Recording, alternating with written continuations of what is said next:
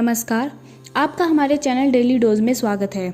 आज हम बात करने वाले हैं कोरोना के नए खतरे के बारे में, जिसे म्यूकोरमाइकोसिस कहते हैं, यानी ब्लैक फंगस। इस समय ब्लैक फंगस के कुल मामलों की संख्या 7,250 है और इस बीमारी से 219 लोगों की मौत हो चुकी है। ये कोरोना जैसी भयंकर बीमारी है, इसलिए आज हम इस बीमारी के बारे में जानेंगे। उससे पहले बात करते हैं इसकी अपडेट की। महाराष्ट्र में इसके सबसे ज़्यादा केसेस सामने आए हैं। मरीजों की संख्या है 1500। गुजरात में 1163, मध्य प्रदेश में 575, हरियाणा में 268, दिल्ली में 203 और ये सभी बाकी राज्यों का हाल है। इनमें मौत के आंकड़े कुछ इस तरह हैं। ब्लैक फंगस एक संक्रमण रोग है। ये फंगस म्यूकॉर्म नाम के फंगस से होता है, इसलिए इसे म्यूकोरमाइकोसिस या ब्लैक फंगस कहते हैं।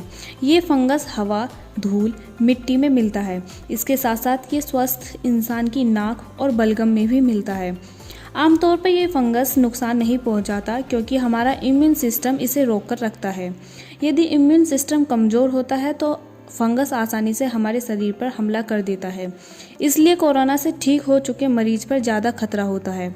कल प्रधानमंत्री नरेंद्र मोदी ने अपने संसदीय क्षेत्र वाराणसी के डॉक्टर्स और अन्य स्वास्थ्य कर्मियों के साथ एक वर्चुअल कार्यक्रम में कहा कि कोरोना काल में ब्लैक फंगस बीमारी एक नई चुनौती लाई है और इससे समय रहते निपटना बहुत आवश्यक है। और क्या कहा प्रधानमंत्री नरेंद्र मोदी ने, पहले वो आपको सुनाते हैं। हमारी इस लड़ाई में अभी इन दिनों ब्लैक फंगस की एक और नई चुनौती भी सामने आई है। इससे निपटने के लिए जरूरी सावधानी और व्यवस्था पर ध्यान देना जरूरी है। साथियों, सेकंड वेव के दौरान प्रशासन ने जो तैयारियां की है, उन्हें केस घटने के बाद भी हमें इसी तरह चुस्त दुरुस्त रखना ही है। साथ ही लगातार आंकड़ों और स्थितियों पर भी नजर रखनी है। जो अनुभव आपको बनारस में मिले हैं, उनका ज्यादा से ज्यादा लाभ पूरे पूर्वांचल और पूरे प्रदेश को भी मिलना चाहिए। मैं चाहूंगा कि हमारे जो डॉक्टर्स और हेल्थ वर्कर्स हैं, वो अपने अनुभवों को अपनी फ्रेटर्निटी में जरूर साझा करें। प्रशासन के लोग भी अपने अनुभवों और इनपुट्स को सरकार तक पहुंचाएं, ताकि आगे इनका और व्यापक लाभ मिल सके, अन्य क्षेत्रों में भी आपकी बेस्ट प्रैक्टिसेस पहुंचा सके। ये चुनौती इसलिए है क्योंकि पहले भारत में हर वर्ष ब्लैक फंगस के मामले औसतन 8 से 10 होते थे, पर कोरोना की सेकेंड वेव में ये आंकड़ा 7,000 के पार पहुंच गया। यानी ब्लैक फंगस का संक्रमण अभी थमने वाला नहीं है और इसलिए इसे कई राज्यों ने नोटिफिएबल डिजीज घोषित कर दिया है। एपिडेमिक डिजीज एक्ट 1897 के तहत नोटिफिएबल डिजीज उस बीमारी को कहते हैं जिसमें किसी भी राज्य के सभी अस्पतालों को इससे जुड़े सभी मामलों को रिपोर्ट करना होता है और सारी जानकारी राज्य सरकार के संबंधित विभागों को दी जाती है। अब तक 8 राज्य राजस्थान, गुजरात, उड़ीसा, हरियाणा, कर्नाटका, तमिलनाडु, तेलंगाना, पंजाब ऐसा कर चुके हैं। चलिए अब आपको ये बताते हैं कि इन बीमारी में सबसे ज़्यादा किसको खतरा रहता है। केंद्रीय स्वास्थ्य मंत्रालय और ICMR के मुताबिक ब्लैक फंगस उन लोगों पर अटैक करता है जो किसी स्वास्थ्य बीमारी के कारण दवाइयाँ ले रहे हैं, क्योंकि इम्यूनिटी पावर कम हो जाती है। ये फंगल इन्फेक्शन नाक से शुरू होता है, फिर आंखों में पहुंचकर दिमाग में जाता है। मतलब जिसकी इम्यूनिटी कमज़ोर है, उन लोगों को ज़्यादा सावधान रहने की आवश्यकता है।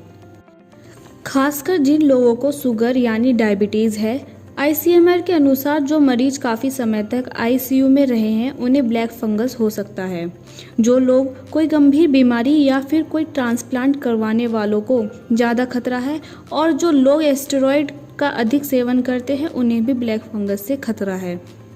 ICMR के अनुसार संक्रमण के 6 दिन तक स्टेरॉयड दवा ना खाएं। एक स्टडी में बताया कि 80% कोरोना मरीजों को स्टेरॉयड की आवश्यकता नहीं पड़ती, पर हमारे देश में इस समय कोरोना के अधिकतर मरीज ऐसे हैं जो बिना ज़रूरत या बिना डॉक्टर्स की सलाह के स्टेरॉयड का सेवन कर रहे हैं। सबसे ज़रूरी, ब्लैक फंगस के लक्षण क्या हैं?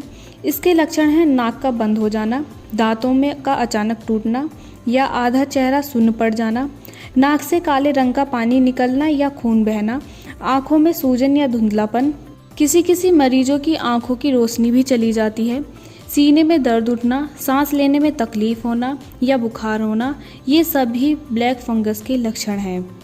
ब्लैक फंगस में मृत्यु दर 50% तक होती है, जबकि कोरोना का मृत्यु दर 2% है। इसका मतलब है कि ये फंगल इन्फेक्शन कोरोना से भी ज़्यादा खतरनाक और जानलेवा है। केंद्रीय स्वास्थ्य मंत्रालय ने बताया कि इस बीमारी के इलाज में एम्फोटेरेंस बी इंजेक्शन काफ़ी प्रभावी है। हालांकि इस दवाई की भी कई राज्यों में कमी हो गई है। केंद्र सरकार ने इसके उत्पादन को बढ़ाने की बात कही है। भारत सरकार का कहना है कि जून महीने तक देश में इस दवा की 5,70,000 वायल्स मौजूद होंगी और जुलाई तक 1,11,000 का हर महीना उत्पादन होगा। अब बात करते हैं ब्लैक फंगस से कैसे बचाव करें। सबसे पहले कोरोना से ठीक होने के बाद अपना शुगर लेवल चेक करते रहें और इसे नियंत्रित रखें। डॉक्टर्स की सलाह के बाद ही स्टेरॉयड का इस्तेमाल करें। डॉक्टर्स की सलाह से ही एंटीबायोटिक और एंटीफंगल दवा लें। ऑक्सीजन लेते वक्त ह्यूमिडिफायर से साफ पानी इस्तेमाल करें। ब्लैक फंगस के लक्षण दिखने पर इम्यूनिटी बूस्टर दवाइयों को लेना बंद कर दें। शरीर को हाइड्रेट रखें, पानी की कमी ना होने दें। आज के लिए इस वीडियो में बस इतना ही। जल्द मुलाकात होगी एक और इन्फॉर्मेटिव वीडियो के साथ। अगर आपको हमारा ये वीडियो पसंद आया हो तो प्लीज़ लाइक एंड शेयर करें और हाँ, सब्सक्राइब करना ना भूलें। धन्यवाद।